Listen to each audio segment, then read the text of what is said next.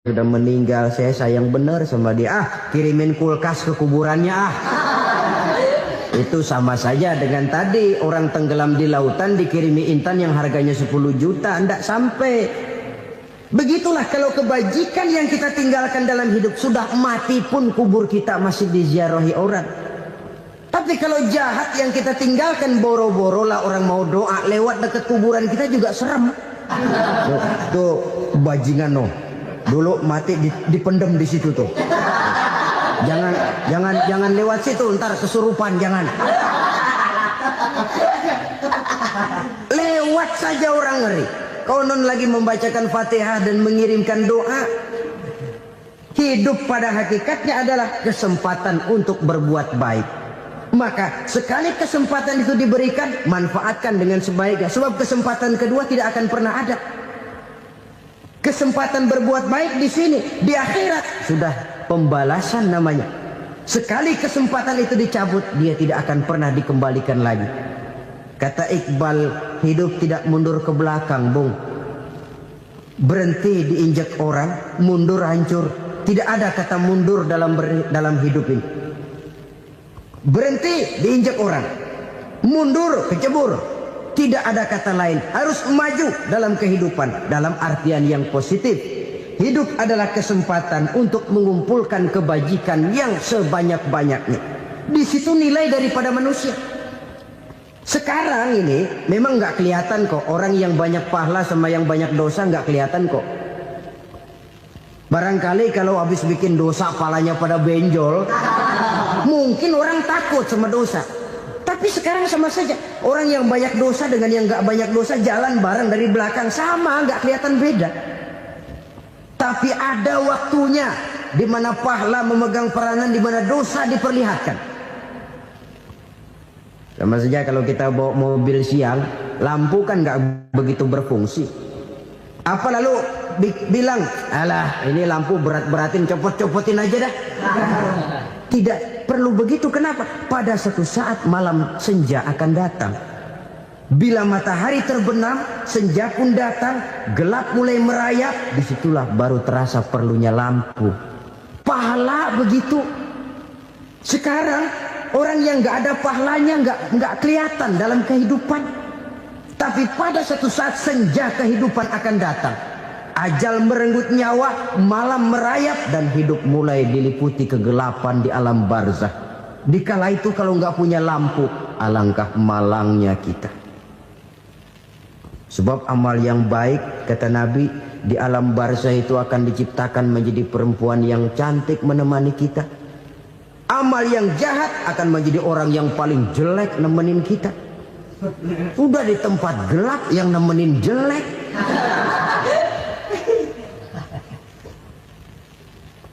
Kaum muslimin rahimakumullah. Kalau demikian masalahnya, tergantunglah kita pandai memanfaatkan waktu. Al-waktu kasayf. Waktu itu cepat sekali. Yang namanya waktu itu tahu-tahu. Tahu-tahu. Udah tahun 87. Tahu-tahu. Udah begitu. Tahu-tahu. Yang kemarin anak-anak, sekarang udah pada punya anak. Tahu-tahu saja itu. Begitu cepat waktu berlalu. Kalau tidaklah pandai kita memanfaatkannya, akan rugi kita. Nabi bersabda, "Man kana yaumuhu khairun min amsihi fahuwa rabih." Barang siapa yang hari ini lebih baik daripada hari kemarin, itu orang untung. Hari ini lebih baik daripada kemarin. Bulan ini lebih baik dari bulan kemarin. Tahun ini lebih baik dari tahun kemarin. Itu orang yang beruntung. Tahun kemarin sembahyangnya maghrib doang, sekarang udah tambah isya. Tahun kemarin cuman Idul Fitri aja ngancem bener, sekarang udah tambah Jumat, lalu tambah lagi maghrib, tambah lagi isya, dan selanjutnya. Hari ini lebih baik daripada kemarin, itu orang yang beruntung. Wa man kana yaumuhu mislu amsihi fahuwa khasir. Lalu barang siapa yang hari ini sama saja dengan hari kemarin, itu orang rugi. Hari ini sama dengan kemarin, rugi itu. Bulan ini begitu, bulan kemarin begitu, tahun ini begitu, tahun lalu juga begitu. Rugi itu orang. Rugi apa? Rugi umur. Umur tambah, amalan gak pernah tambah. Dan saya pikir lebih merupakan azab ketimbang nikmat kalau orang dikasih panjang umur cuma untuk numpuk dosa. Mending mana? Panjang umur banyak dosa sama pendek umur dikit dosa. Mending mana? Mending mana? Ya, paling mending tentu panjang umur banyak pahala. Tapi kalau tidak, sekali lagi, lebih merupakan azab ketimbang nikmat kalau orang diberikan panjang umur tapi cuma untuk sekedar menumpuk dosa. Kehilangan kesadaran bahwa dunia bukan terminal akhir dari satu perjalanan. Dia cuma halte di mana kita berhenti sebentar untuk menuju kepada terminal yang hakiki. Saudara-saudara kaum muslimin rahimakumullah. Inilah lampu yang akan menerangi kehidupan. Amal yang kita lakukan di dalam kehidupan. Jadi yang dimaksud dengan lampu yang terang, kebajikan yang kita kerjakan dalam hidup. Nah, setiap orang di awal tadi saya bilang ingin bahagia. Bahagia itu kan hakikatnya kumpulan senang dan selamat. Senang, selamat. Apa bedanya?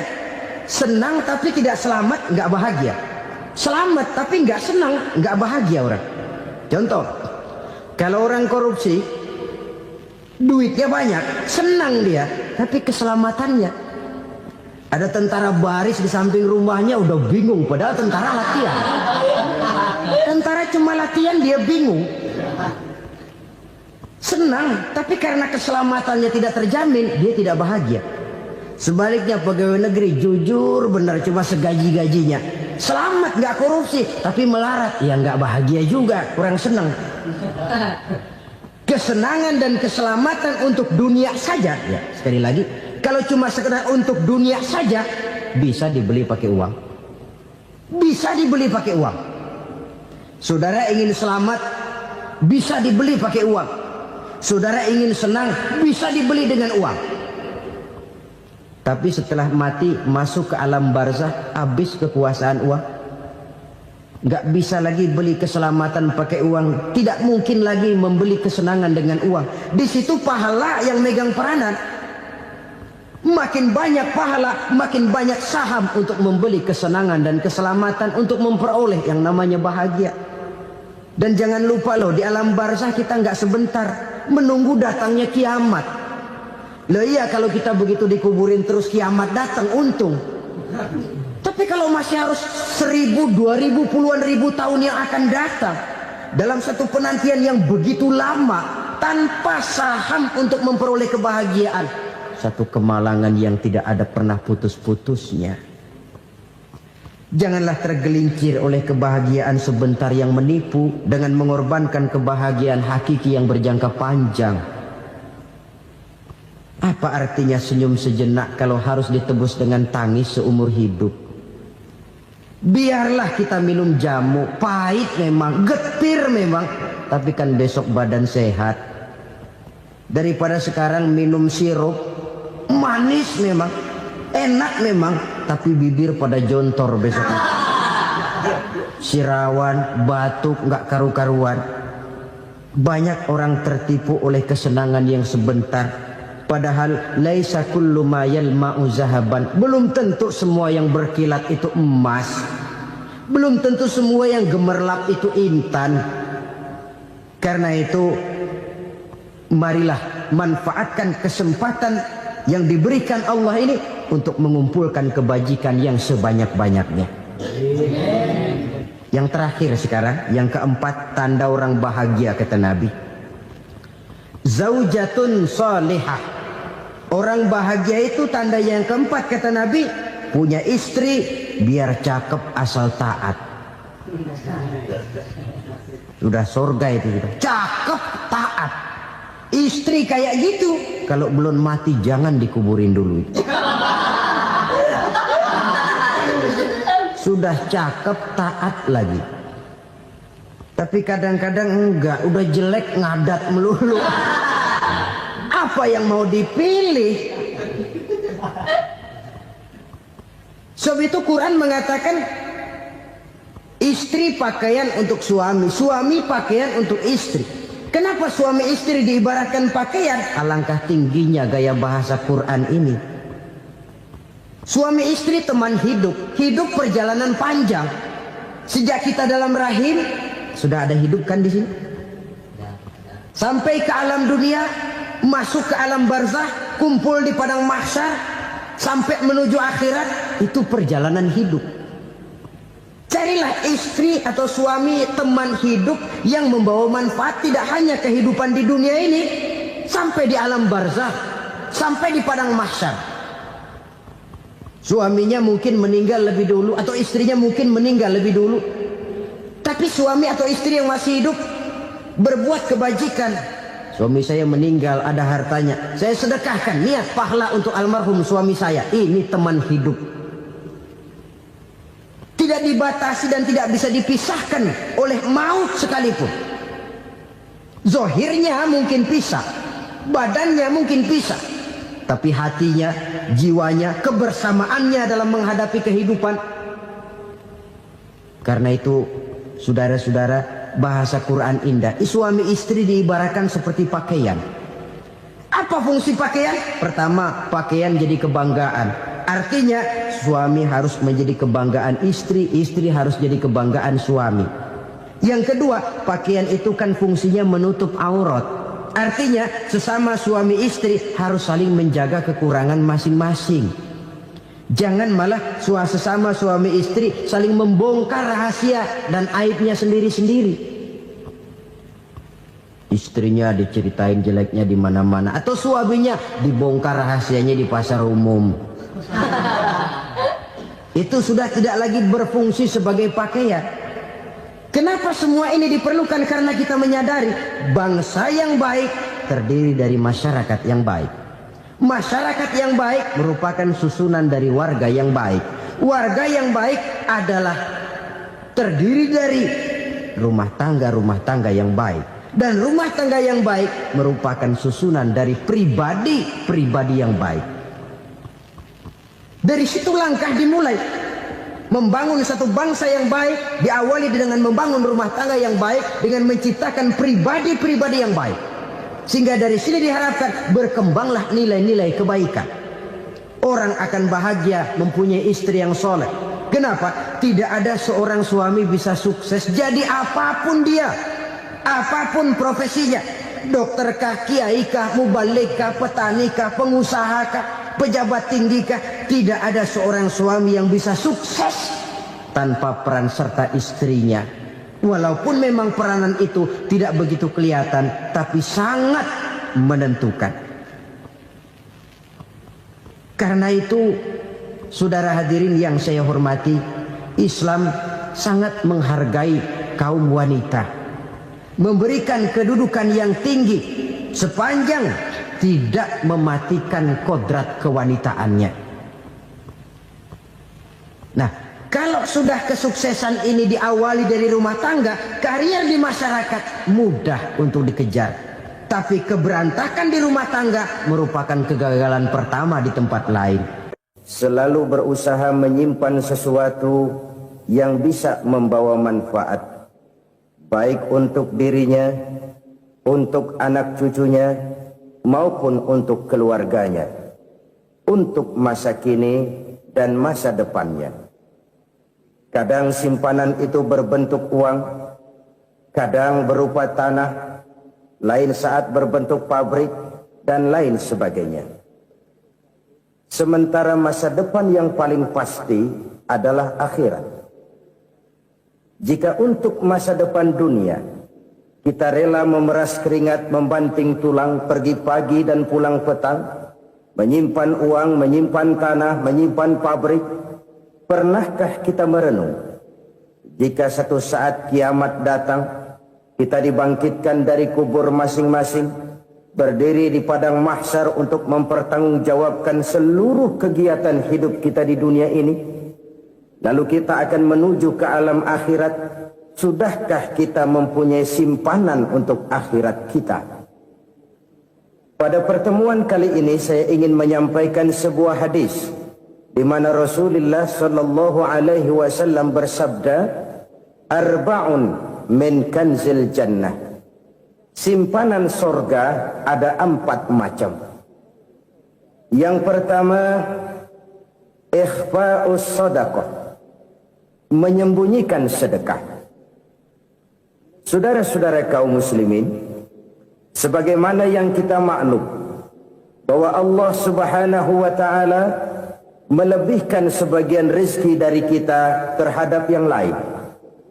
Ada yang kaya, ada yang setengah kaya, ada yang miskin, ada yang setengah miskin, dan selanjutnya. Ada yang gajinya kecil tapi penghasilannya gede. Ada yang penghasilannya gede tapi nggak punya gaji.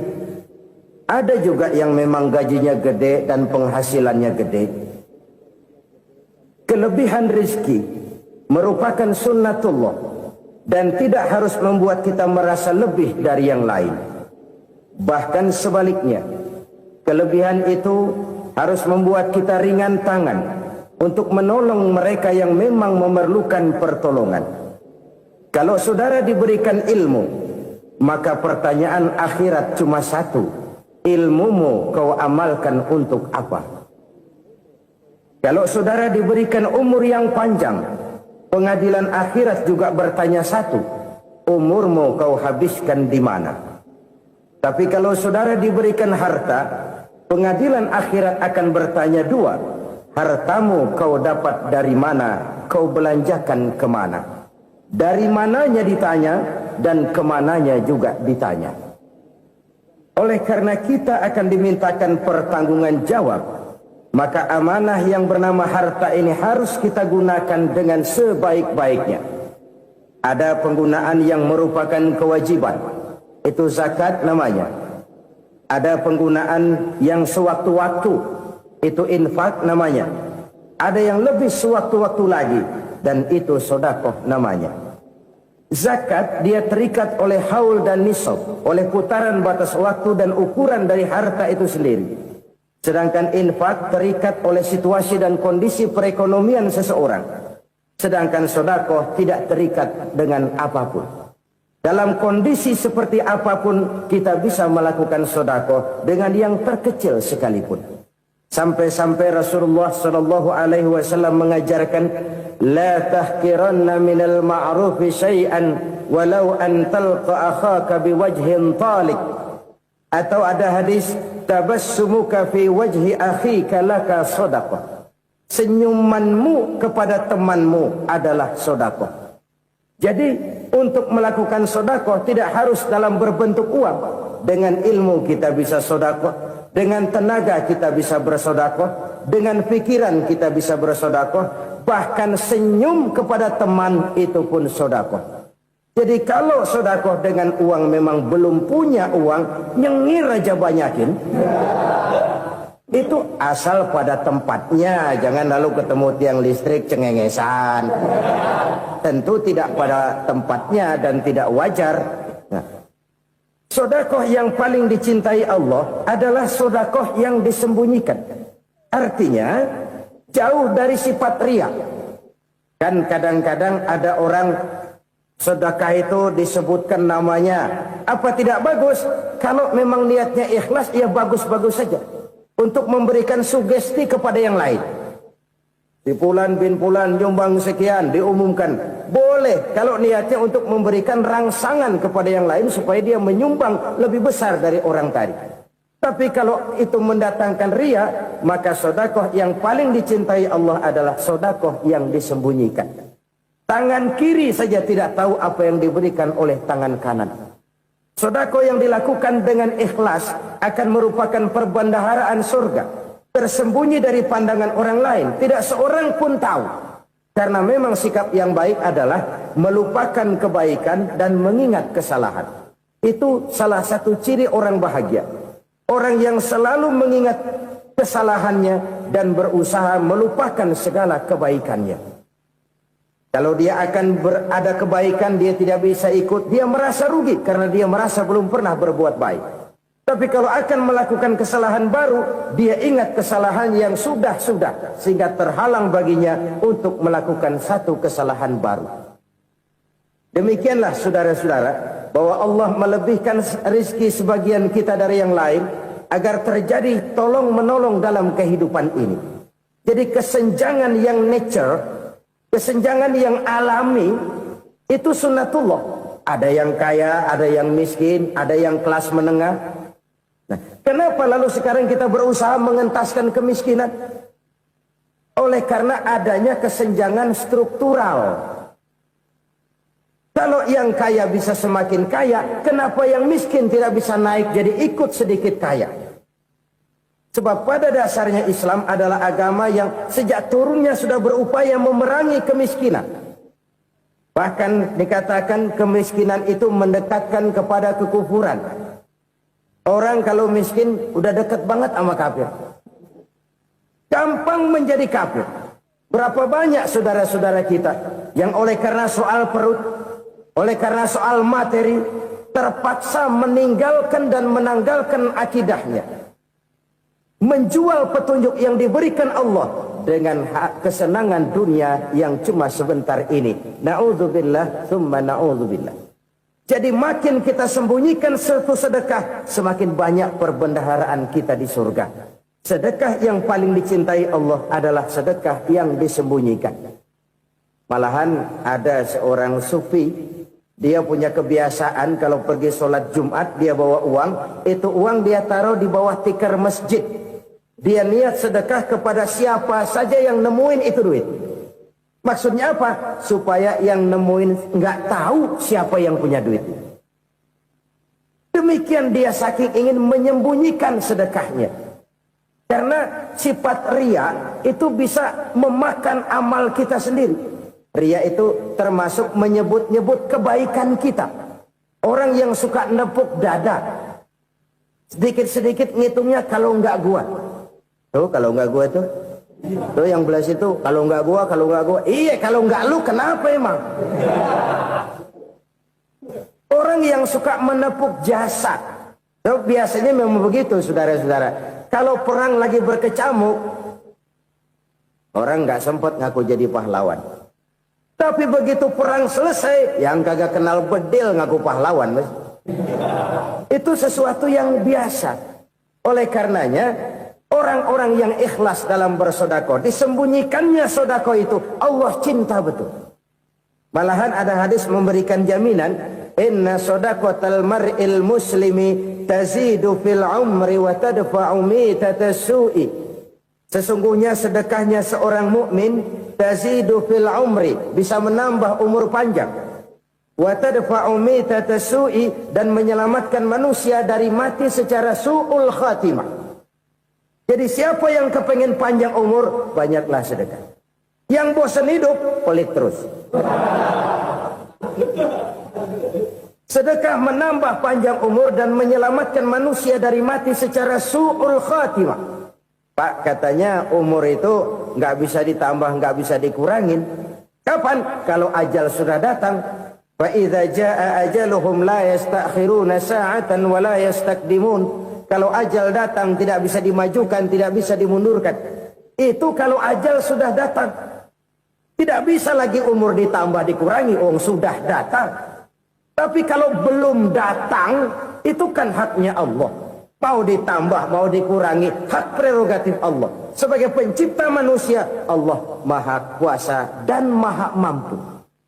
Sedekah ini menambah panjang umur dan menyelamatkan manusia dari mati secara su'ul khatimah. Itu orang mati kan sama ya, kondisinya mati, nggak nafas. Tapi hakikat mati kan lain-lain. Ada yang mati itu husnul khatimah, baik akhirnya. Misalnya lagi ngaji mati, lagi sholat mati, lagi sedekah mati. Ini yang dinamakan dengan husnul khatimah, baik di akhirnya. Sebaliknya ada yang su'ul khatimah, jelek di akhirnya. Ini yang jadi catatan akhir. Lagi nyekek botol, mampus.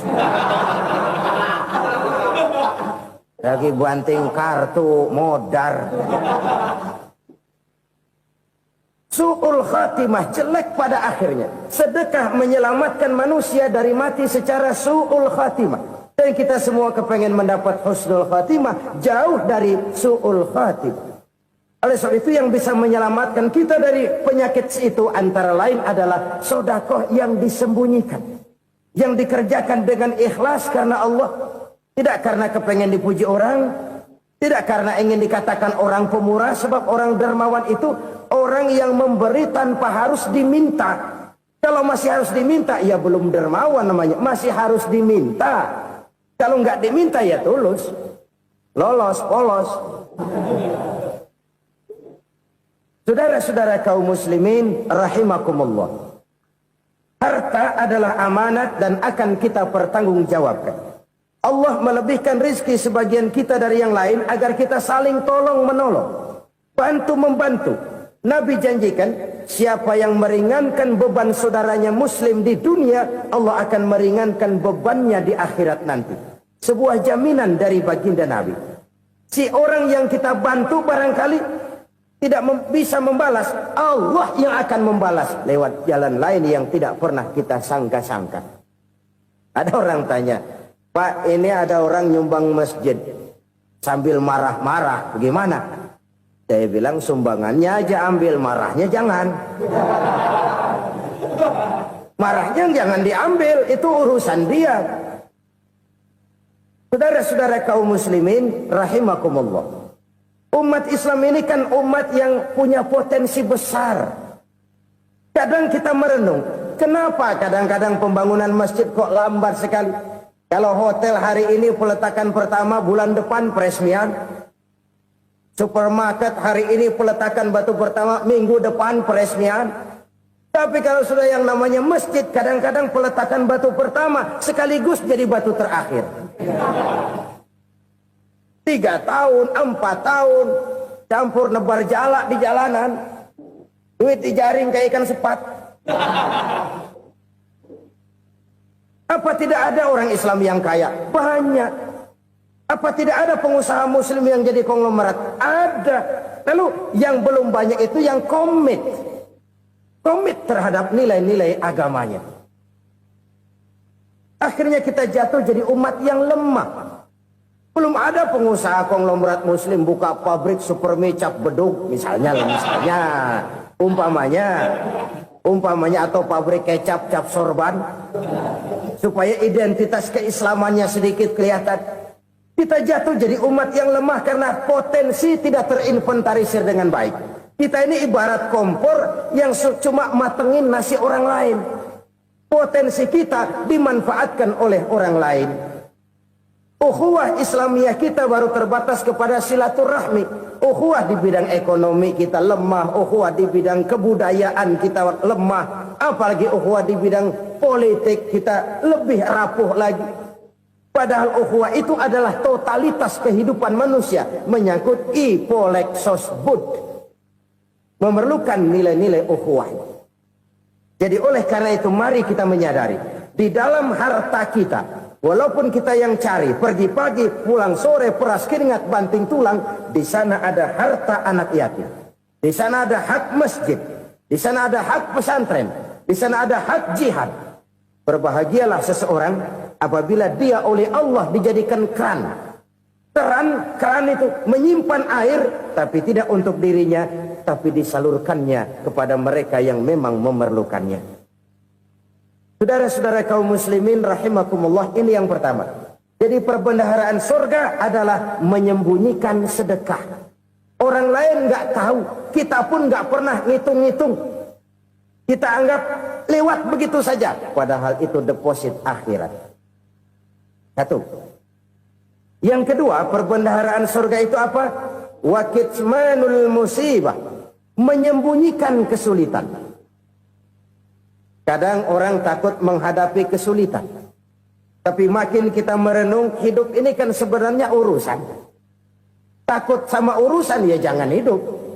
Tandanya orang hidup itu kalau punya urusan. Urusan melupakan problem. Problem sering menimbulkan kesulitan. Kesulitan bukan untuk ditakuti, tapi untuk diatasi dan dicarikan jalan keluarnya. Siapa sih orangnya yang nggak pernah sulit-sulit? Makin tinggi status sosialnya, makin gede urusannya. Makin tinggi kualitas imannya, makin berat tingkat kesulitannya. Cuma memang yang namanya enak itu seperti pelangi. Biang lala itu nggak pernah di atas kepala kita, di atas kepala orang melulu. Lu sih enak lu, kata kita. Dia juga bilang, yang enak kan lu. Pelangi itu nggak pernah di atas kepala kita. Kata tukang beca, aduh enak ya naik Mercy. Kata tukang beca, apa yang di dalam mobil Mercy? Aduh enak bener tukang beca, di jok ngeringkuk ngorok pules bener. Saya kamar pakai AC sejuk, tempat tidur sutra empuk, alga spring bed, gula kulik nggak bisa pules kalau belum minum Valium, belum tidur. Enak bener tukang beca, di jok ngorok nggak tahu wetan kulon. Si tukang beca bilang yang di Mercy enak, yang di Mercy bilang tukang beca enak. Inilah enak, nggak pernah di atas kepala kita, di atas kepala orang lain melulu enak itu. Nah, saudara-saudara, yang merupakan perbendaharaan surga itu orang yang bisa menyembunyikan kesulitan, baik pribadi ataupun rumah tangga. Nih terutama rumah tangga yang jadi soalnya. Kadang-kadang kita ini kalau senang, sebaliknya kalau senang kita diam, kalem aja, cuek. Banyak banget duit kita bawaan, diam aja udah. Malah ketemu orang takut. Tapi begitu susah, sekampung tahu. Padahal Nabi mengajarkan perbendaharaan surga itu menyembunyikan musibah, menyembunyikan kesulitan. Kalau enak, cerita sama orang-orang. Kalau nggak enak, rasain sendiri, tekan sendiri, atasin sendiri. Kita kan sebaliknya. Senang kita diam, asal lagi susah, paling tidak kita nyari teman buat cerita kesusahan. Siapa orangnya yang nggak pernah susah? Cuma soalnya bagaimana kita mengatasi kesusahan itu sendiri. Begitu juga misalnya kalau orang sudah berumah tangga, itu orang tuanya harus menjadi tempat dia cerita yang enak-enak saja. Yang nggak enak rasain berdua, selesaikan berdua, atasin berdua. Jangan dibalik. Asal senang diam, giliran susah aja. Maknya laporan. Terbalik. Bisa menjaga security informasi. Maka nama bayam keluar diam, malah seluitan. Enak amat lo makan daging ayam. Security informasi. Saudara-saudara kaum muslimin rahimakumullah. Ujian yang terberat itu yang pernah diberikan kepada para nabi, para rasul, para aulia, para ulama. Makin tinggi keimanan, makin berat bentuk kesulitan. Ayo saya kemukakan satu contoh saja. Ada seorang nabi yang kaya, nabi kaya, namanya Nabi Ayub. Iblis kalau orang begini kan keki, ibadahnya rajin, kaya. Nih yang kayak begini susah digodain. Kalau ibadahnya rajin, miskin, kali bisa disogok. Sini imannya mantap, ibadahnya rajin, kaya, nabi lagi. Oh, tapi namanya iblis nggak kurang akal.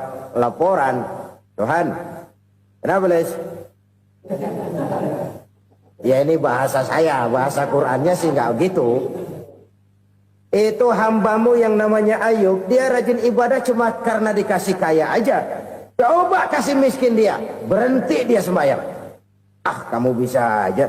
Saya tahu Ayub itu hambaku yang ikhlas. Saya buktiin Tuhan, silahkan. Dibuktiin lah, iblis turun ke alamin. Yang mula-mula dia lakukan, dia rusak sawah ladang Nabi Ayub. Dia binasakan binatang ternak Nabi Ayub. Sehingga dalam waktu singkat, jatuhlah Nabi Ayub dari orang paling kaya, jadi orang paling miskin. Beliau masih ibadah di mihrab dalam masjid. Datang iblis. Saudara Ayub, ya. Lagi ngapain? Ibadah. Nyembah Allah, nyembah Allah. Oh, percuma. Kenapa? Tuhan yang ente sembah nih, dia udah bikin miskin ente. Sawah ladang ente hancur lebur, binatang ternak binasa. Sekarang ente jadi orang paling miskin. Ngapain nyembah Tuhan kayak begitu? Tekor.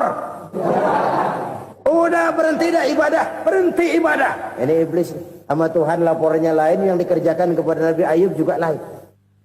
Benar begitu iblis kata Nabi Ayub? Iya, sawah ladang saya habis buras, binatang ternak saya binasa, binasa. Saya miskin, bangpak. Apa jawab Nabi Ayub? Bukan innalillahi, ini hebat. Alhamdulillahillazi a'tani wa akhza minni. Segala puji bagi Allah yang telah memberikan harta kepada saya dan sekarang mengambilnya lagi. Alhamdulillah. Allah yang ngasih, Allah yang ambil. Itu mah urusan Allah. Iblis cuman ibadah jalan terus, sujud lagi Nabi Ayub. Iblis seleher gondok banget. Dasar Nabi nggak mempan dia apa-apain. Miskin malah alhamdulillah. Allah yang ngasih, Allah yang ngambil. Jadi kalau kita tidak komit, kita tidak terikat kepada kaya, miskin, senang, susah, apa yang bisa bikin kita susah? Jadikan kekayaan, kemiskinan, jadikan senang, susah sebagai anak buah yang bisa kita atur. Jangan kekayaan ngatur kita, jangan kemiskinan ngatur kita. Kita yang harus mengatur mereka. Senang, susah, kaya, miskin, bahagia, sengsara, jadikan itu anak buah yang bisa kita atur. Kalau sekarang kita kaya, lain saat boleh jadi kita miskin, semiskin-miskinnya. Allah yang ngasih, Allah yang ngambil. Tenaga mana yang bisa menghalangi? Ibadah jalan terus. Iblis makin gondok. Dasar Nabi loh. Akhirnya apa? Nabi Ayub dikerjain, diberikan penyakit. Demikian fatal penyakitnya. Bayangin, udah miskin sakit. Masya Allah. Miskin sakit. Sakitnya nggak lama, kira-kira 16 tahun. Istrinya 3, 2 mental minta ceraiin. Ngerawatin laki bengek begini. Senang belum tentu, susah udah pasti nih. Cerai aja, cerai dah. Cerai. Tinggal satu Siti Rahmah yang setia menemani beliau. Sesetia-setianya hati perempuan. Satu saat Siti Rahmah bilang, "Bang, iya, abang kan Nabi bang. Lalu, namanya Nabi kan doanya jarang meleset bang. Maksud kamu minta kenapa sih sama Tuhan biar abang sembuh baik dah bang?" Siti Rahmah, iya. Saya sakit berapa tahun sih dah? 16 tahun bang. Sebelum ini saya sehat berapa tahun? Ya kira-kira 60 tahun bang. Nah coba ente banding-bandingin Rahmah. Saya dikasih sehat 60 tahun. Dikasih sakit 16 tahun. Sudah nggak sabar. Mau doa kepada Allah minta sembuh. Saya malu. Malu kepada Allah. Diuji dengan yang luar biasa seperti ini. Tidak mengganggu stabilitas kehambaannya. Dia tetap menghamba kepada Allah subhanahu wa ta'ala. Saudara-saudara kaum muslimin rahimakumullah. Kunci menghadapi kesulitan itu apa? Allah jelaskan dalam satu ayat, wa basyiris sabirin alladzina iza asabathum musibah qalu inna lillahi wa inna ilaihi raji'un. Gembirakan orang-orang yang sabar. Siapa mereka itu? Yang apabila mendapat musibah mereka kembali kepada keyakinan dasar. Segalanya dari Allah dan segalanya akan kembali kepada Allah. Ini konsepsi dasar dari sikap muslim dalam menghadapi berbagai kesulitan. Segalanya dari Allah, segalanya akan kembali kepada Allah. Kalau ini sudah kondisi dasarnya, maka kita akan lapang menghadapi kenyataan bagaimanapun pahitnya. Apakah itu namanya miskin, apakah itu namanya sakit, bahkan maut sekalipun. Maut sekalipun. Segalanya dari Allah, segalanya akan kembali kepada Allah. Ini sikap hidup, bukan sekedar ucapan. Kita kadang-kadang menjadikannya sebagai ucapan. Mulutnya sih nggak berhenti, innalillahi wa inna ilaihi raji'un, tapi nangisnya terus gerung-gerungan. Bukan itu, ini kesadaran moral. Kalau segalanya dari Allah, segalanya kembali kepada Allah, kan sebenarnya cuma nunggu giliran. Hari ini saya nyembayangin dia. entah hari apa saya disembayangin orang. Hari ini saya antar dia ke kubur, entah hari apa orang nganterin saya ke kubur. Hari ini saya tahlilkan dia, entah nanti kapan orang tahlilkan saya. Segalanya dari Allah, segalanya akan kembali juga kepada Allah. Oleh sebab itu saudara-saudara, kesulitan bukan untuk ditakuti. Kesulitan justru untuk diatasi, dicarikan jalan keluarnya. Dan tidak ada orang yang tidak pernah mendapat kesulitan. Tidak ada. Semakin tinggi status sosial, semakin tinggi kualitas keimanan, semakin besar juga tingkat kesulitan. Hanya saja bagaimana cara kita mengatasinya. Dan Al-Quran menyatakan, inna ma'al usri yusra. Di balik kesulitan itu pasti ada kemudahan. Roda itu berputar. Karena itu Rasulullah sallallahu alaihi wasallam mengingatkan kepada kita, ta'arraf ilallahi firraha ya'rifka fisyiddah. Ingatlah kepada Allah di waktu kamu senang, supaya Allah ingat kepada kamu di waktu kamu susah.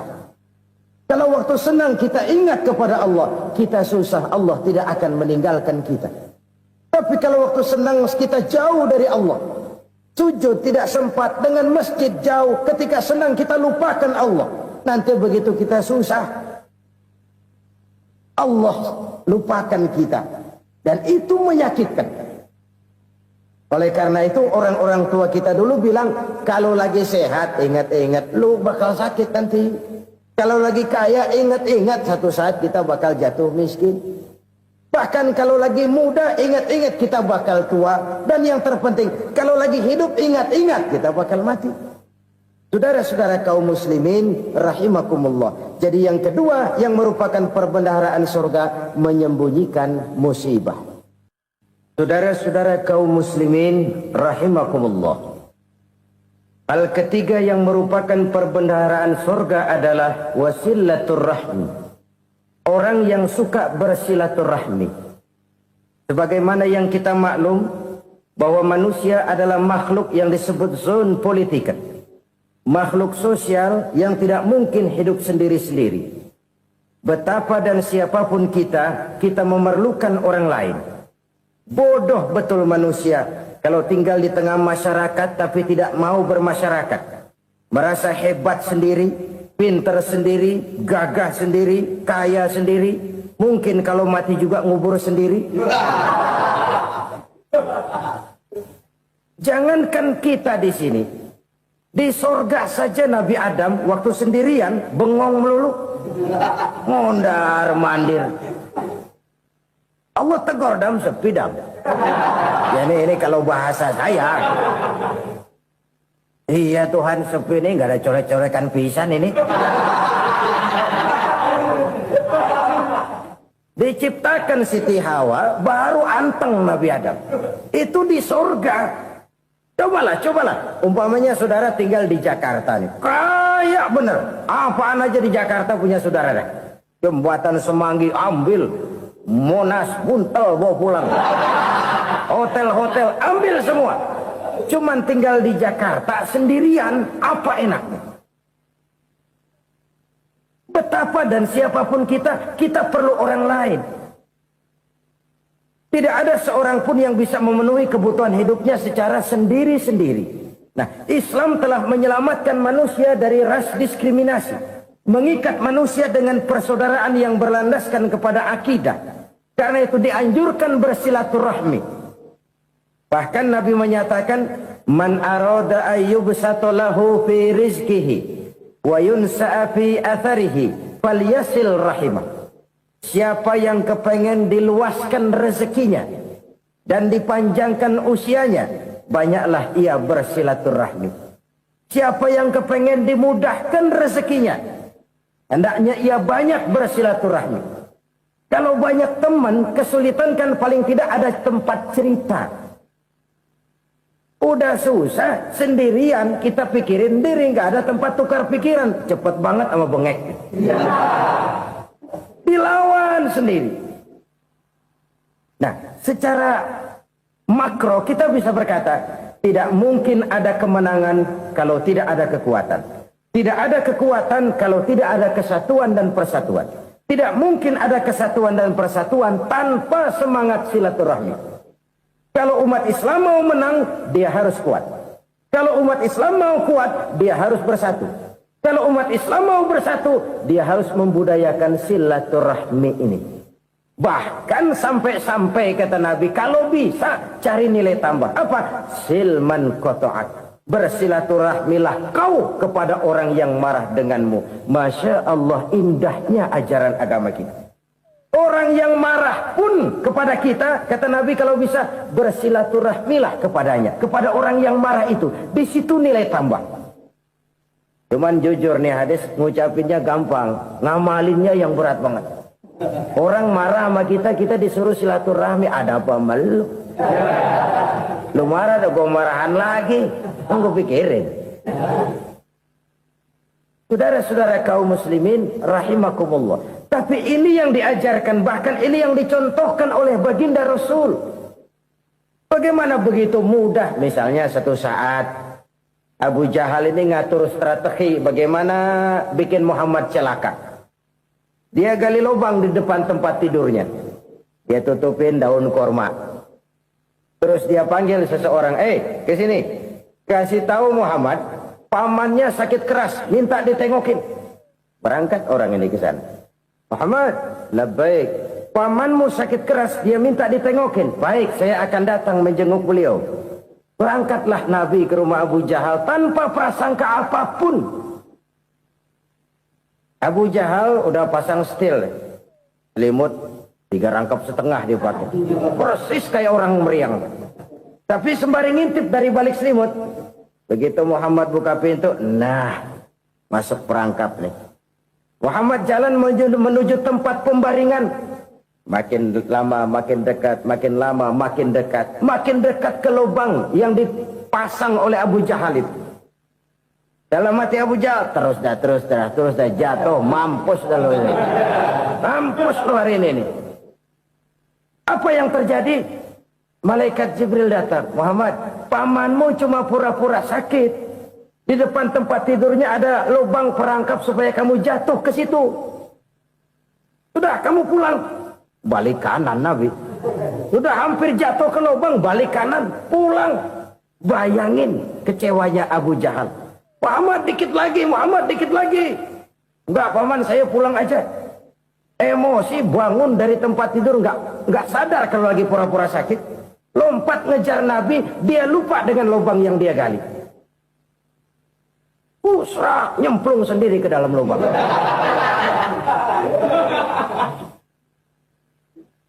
Nabi terus berlalu. Ini terjadi keanehan. Jatuh ke lubang yang dia gali itu sebenarnya nggak terlalu dalam ya. Antara 3-4 meteran lah. Tolong saya jatuh ke lubang ini. Datanglah pelayan-pelayannya itu. Angkat saya dari sini. Oh, yang ngulurin tambang. Satu gulung, belum juga nyampe itu tambah. Kurang, beli lagi ke warung. Sambung, ulur lagi, enggak juga bisa sampai. Wah, ini kerjaan Muhammad ini. Tolong, siapa salah seorang kamu ke rumah Muhammad? Kasih tahu, encangnya kecebur. Minta ditolongin. Sampaikan kepada Rasul. Kenapa? Pamanmu jatuh ke lubang, Muhammad minta tolong diangkatin. Tambang udah nyambung-nyambung nggak nyampe juga. Ya, nanti saya datang, saya tolong. Coba aja. Nyata-nyata orang berniat jahat mau mencelakakan dia. Datang dia menolong. Ini yang disebut air tuba dibalas air susu ya ini. Bukan sebaliknya. Air tuba dibalas air susu. Paman, kecebur ya? Iya Muhammad, tolong ini. Pegang tangan saya. Nabi ulurkan tangannya, nyampe, dipegang oleh Abu Jahal, diangkat ke atas, sampai atas. Apa kata Abu Jahal? Sihirmu memang hebat Muhammad. Udah ditolongin dikata sihir, yang enak kita kemplang kan itu orang begitu. Urusan apa? Tapi inilah akhlak. Kalau bisa kamu bersilaturahmilah dengan orang yang marah kepadamu sekalipun. Orang marah kita tetap baik. So, kalau kita berbuat baik sama orang yang memang baik, rasanya sih biasa-biasa aja. Orang baik kita baik lagi, ya draw aja, belum ada nilai tambah di situ. Baru ada nilai tambah kalau kita bisa berbuat baik kepada orang yang nyakitin kita. Itu namanya kita setingkat di atas dia. Dia sakitin kita, kita berbuat baik sama dia. Dia pelit sama kita baik sama dia. Dia marahin kita deketin dia. Di situ kita punya nilai tambah. Jadi siapa yang ingin diluaskan rezekinya, kata Nabi, dan dipanjangkan umurnya, hendaklah ia banyak-banyak bersilaturahmi. Sederhana sebenarnya silaturahmi, tapi silaturahmi membangkitkan semangat kesatuan dan persatuan. Kesatuan dan persatuan melahirkan kekuatan. Dalam matematika 1 ditambah 1 pasti 2. Tapi di tengah masyarakat 1 orang takut ditambah 1 orang takut, hasilnya jadi 2 orang setengah berani. Kenapa setengah berani? Karena udah berdua. Tadi pan takut sendirian. Kalau dia kumpul turu-turu takut lah jadi berani. Kita yang lemah, kita yang tidak berdaya, kita yang miskin, kalau mau kompak bersatu, apa yang nggak bisa kita kerjain? Apalagi tinggal di kota besar, pilihan cuma 2. Bertahan atau minggir. Bertahan atau minggir. Untuk bisa bertahan harus mampu bersaing. Untuk mampu bersaing harus punya keahlian. Keahlian harus ditunjang dengan pendidikan, ditambah oleh kekompakan sebagai umat. Udah miskin mencar mulu, orang injek kita. Orang nggak pandang urusan apa yang malu. Oleh karena itu silaturahmi pada hakikatnya merupakan roh dari ukhuwah yang diajarkan oleh agama kita. Bagaimana Islam menyelamatkan masyarakat manusia dari ras diskriminasi, mengikat manusia, dan tidak ada persaudaraan yang lebih indah selain persaudaraan yang diikat dengan nilai-nilai akidah. Sepanjang orang di jalan Allah, itulah saudara kita. Keluar dia dari jalan Allah, selesailah persaudaraan sampai di situ. Karena itu, kalau ingin menyimpan sesuatu di surga, banyaklah bersilaturahmi.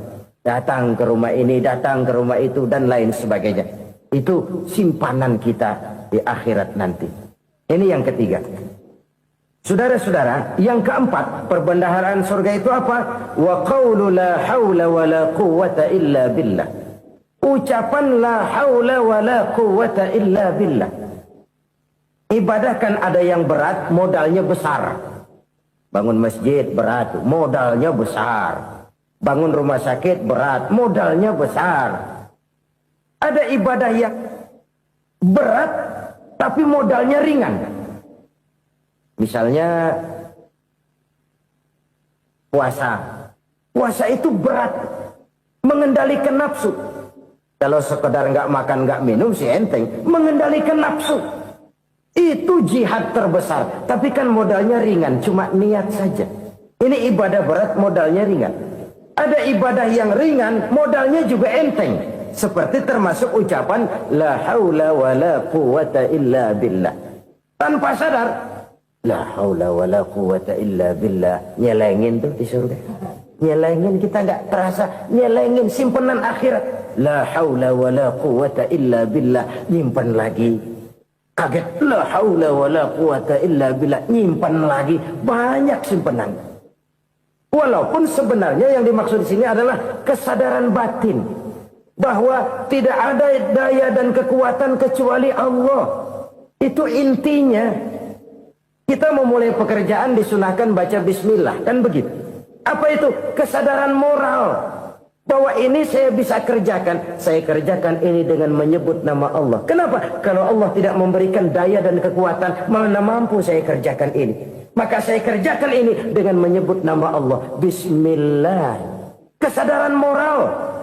Manusia hanya wajib berusaha, tapi nggak pernah wajib berhasil. Banyak hal-hal yang kalau kita renungkan secara rasio nggak mungkin, tapi jadi kenyataan. La haula wa la quwwata illa billah. Tidak ada daya dan kekuatan kecuali bagi Allah semata-mata. Kesadaran moral akan kelemahan dan keterbatasan makhluk bernama manusia. Kadang kita kagum dengan otak, tapi kita sering lupa sama yang bikin otak. Padahal bagaimanapun hebatnya otak, yang bikin otak pasti lebih hebat dari otak. Nggak percaya, silahkan otak-otakan. Inilah kecenderungan. Kita kagum dengan pesawat-pesawat mutakhir, bukan main, besi gede banget terbang itu.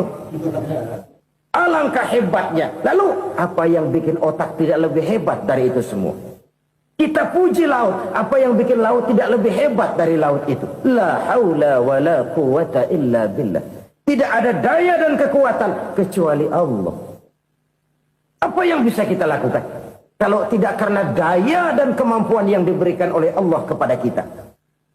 Lahirlah sikap tawadu, rendah hati, tidak melonjak menjadi angkuh dan sombong, sadar akan kelemahan dan keterbatasan diri sebagai makhluk yang diciptakan oleh Allah Subhanahu wa taala. Jadi satu sisi ini ucapan yang berpahala, la haula, jadi wiridan. Pada sisi lain ini kesadaran moral, sikap mental, kesadaran batin bahwa yang punya daya dan kekuatan itu cuma Allah. Kita nggak pantas untuk sombong, sebab sombong itu pakaiannya Allah. Kita nggak sedang pakai pakaian Allah, kegedean. Dan makin kita renungi, makin terbentur. Apa sih yang bisa kita sombongin? Kita mau sombong apa? Kaya, pintar, itu kan semua relatif. Di atas langit masih ada langit lagi. Jadi oleh karenanya, marilah kita menyadari, manusia hanya wajib berusaha, tapi tidak pernah wajib berhasil. Yang berusaha saja tidak wajib berhasil, apalagi yang tidak berusaha. Islam bukan agama orang pemalas yang selesai sholat lalu endelohom, enggelenggem ayem-ayem. Tapi Islam bukan agama orang sombong yang setelah berusaha lalu tidak memerlukan Allah. Kita bisa saja bikin proyeksi, tahun sekian kita bakal panen besar menurut perhitungan otak. Tapi ada kejadian lain. Apa? Tikus ngambek. Habis itu dimakanin tikus, panen gagal. Proyeksi rasional gagal oleh tikus-tikus yang ngambek itu. Bisa saja terjadi. Tahun depan kita panen besar, urung. Kenapa? Musim panas panjang. Dan sekarang ini koran-koran bikin berita musim mengalami penyelewengan.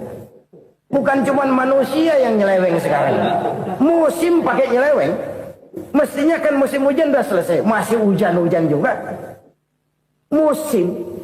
Nah sekarang kita boleh bikin proyeksi, kita bakal panen besar. Tahu-tahu musim panas panjang, sawah retak, air kering. Cari teknokrat yang paling botak, suruh pendekin tuh musim panas. La haula wa la quwata illa billah. Inilah kesadaran moral. Saudara, saya teringat satu saat ada seorang konglomerat. Umurnya ya kira-kira 70-an. Suatu saat dia ditanya oleh wartawan, "Pak, umur Bapak berapa sih?" "Ya paling 10 tahun." 10 tahun? 10 tahun? Anak Bapak berapa orang? Satu saja?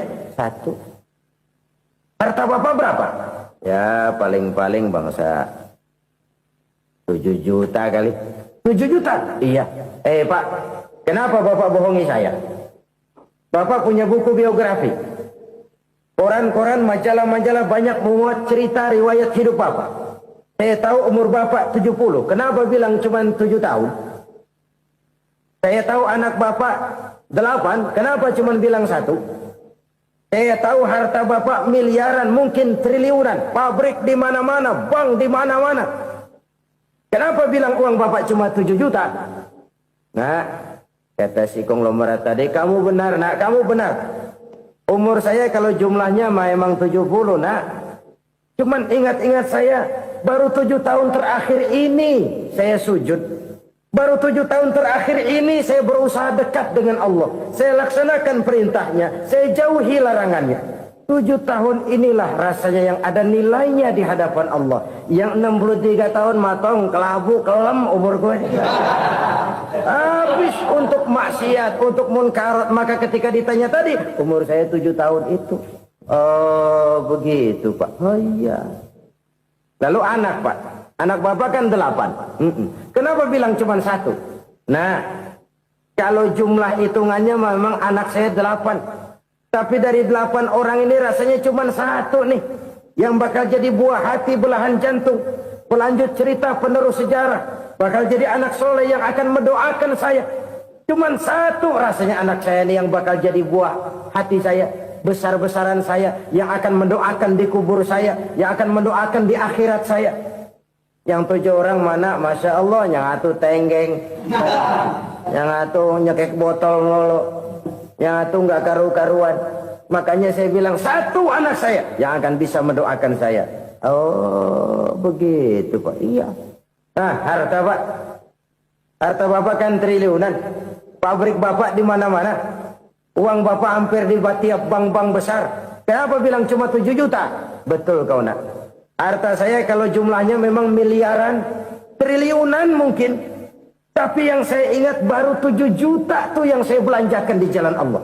Saya nyumbang masjid, saya santuni yatim piatu, saya bantu pembangunan pesantren, saya bantu pembangunan rumah sakit Islam. Itu yang akan saya bawa pulang ke akhirat, yang 7 juta itu. Yang triliunan itu nanti akan diperebutkan oleh anak-anak saya sebagai waris saya. Jadi harta saya 7 juta itu yang bakal nemenin saya di akhirat, yang akan saya bawa pulang jadi teman saya. Saudara-saudara kaum muslimin, jangan-jangan orang tua itu adalah kita-kita ini. Jangan-jangan kita-kita ini adalah orang tua itu. Jangan-jangan itu potret dari diri kita masing-masing. Dari sekian umur yang diberikan Allah, berapa tahun yang ada nilainya di hadapan Allah? Dari sekian anak-anak yang merupakan amanah, berapa yang akan mendoakan kita sebagai orang tuanya menjadi anak soleh? Dari sekian banyak harta yang diberikan Allah, berapa yang akan kita bawa pulang menghadapnya nanti, yang kita belanjakan di jalan Allah? Ini sebuah potret kehidupan. Karena itu kita kembali kepada la haula wa la quwata illa billah. Kita wajib berusaha, kita wajib berikhtiar. Selebihnya, segala daya dan kekuatan hanya milik Allah saja semata-mata. Satu kesadaran batin dari setiap pribadi muslim.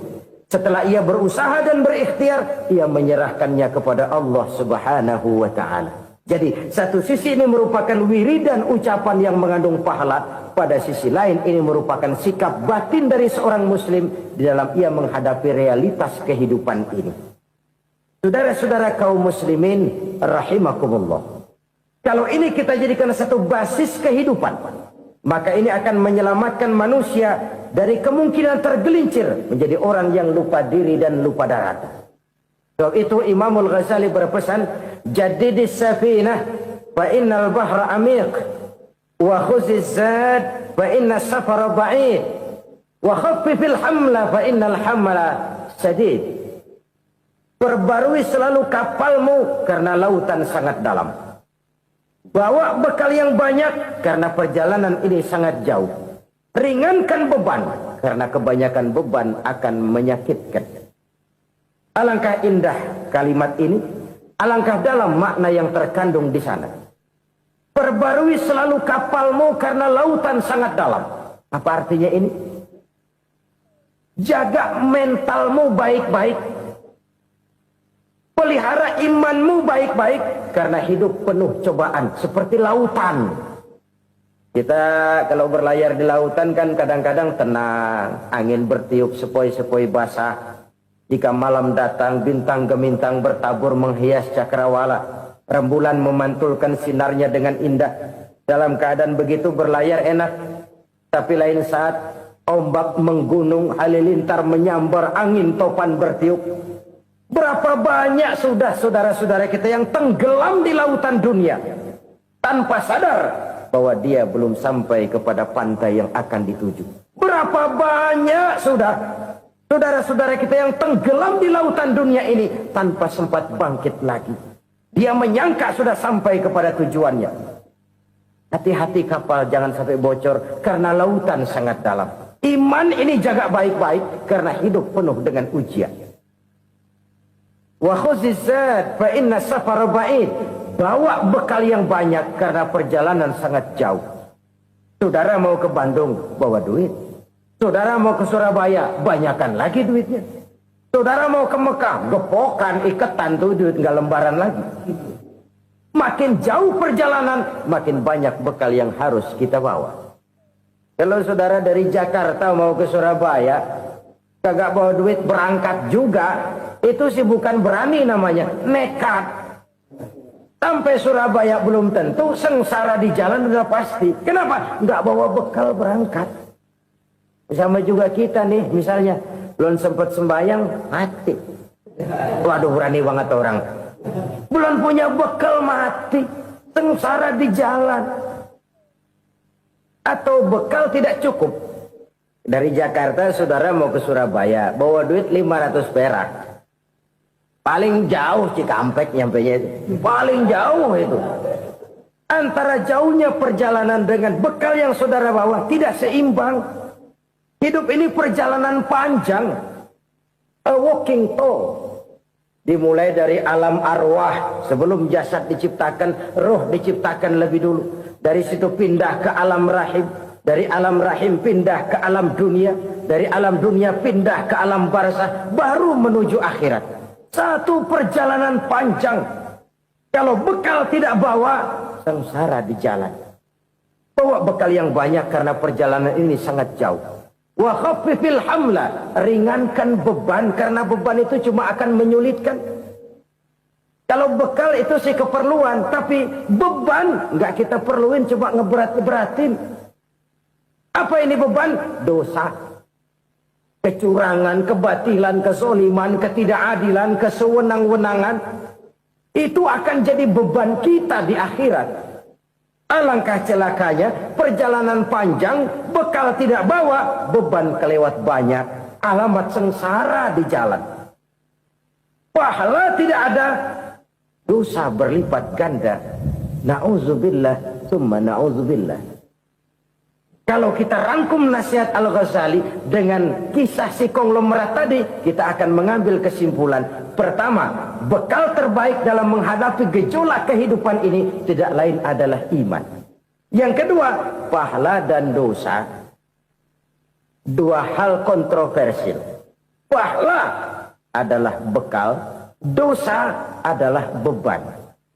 Tapi kita sekarang kan tidak begitu terangsang kepada yang abstrak.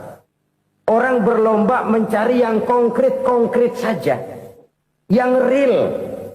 Kalau memang dosa, benjol dong. Kira-kira begitu. Kira-kira begitu. Persis orang Yahudi dulu. Orang Yahudi itu kan pernah minta kepada Nabi Musa. Ya Musa, lan nu'mina laka hatta narallaha jahrah. Musa, kami nggak bakal mau beriman kepada Allah kalau belum kami lihat Allah ada nongkrong di depan kami. Kalau memang Tuhan ada, taruh dong di depan kami. Mau yang konkret-konkret saja.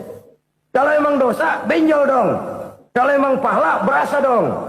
Orang terangsang kepada yang real, yang konkret-konkret saja. Karena itu, untuk mengejar dosa, orang mau bayar. Tapi untuk mengejar pahala, walaupun tidak bayar, orang segan. Ini yang dikatakan oleh Nabi, kamu mengharapkan ke surga, tapi kamu berat melaksanakan sesuatu yang bisa membawa kamu ke surga. Kamu ingin jauh dari neraka, tapi tiap saat kamu lakukan perbuatan-perbuatan yang justru menjerumuskan kamu ke neraka. Idda'aitum an-najata minan nar wa ramaitum fiha anfusakum. Kamu ingin selamat dari neraka, tapi kamu lemparkan diri kamu ke neraka.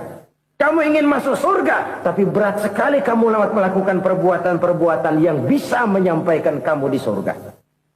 Saudara-saudara kaum muslimin, rahimakumullah. Jadi hal keempat yang merupakan perbendaharaan surga adalah la haula wa la quwata illa billah. Satu sisi ini merupakan ucapan yang memperberat timbangan akhirat. Pada sisi lain ini merupakan sikap hidup seorang muslim. Kesadaran batin yang sangat dalam bahwa tidak ada daya dan kekuatan kecuali Allah. Dan itu kita simbolkan pada saat memulai pekerjaan dengan Bismillah. Dengan menyebut nama Allah. Satu kesadaran moral. Saya hanya bisa melakukan ini karena diberikan daya dan kekuatan oleh Allah. Lahirlah sikap tawadu, rendah hati, tidak melonjak menjadi angkuh dan sombong. Saudara-saudara, sampai sini dulu jumpa kita kali ini.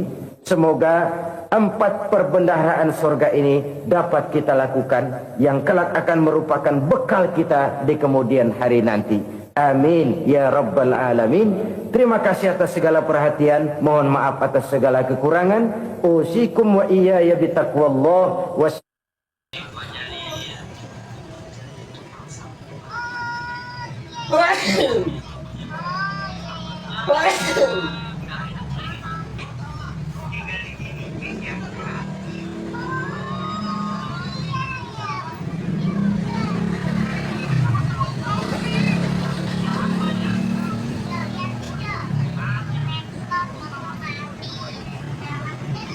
Dari sini ke situ doang berapa? 10.000.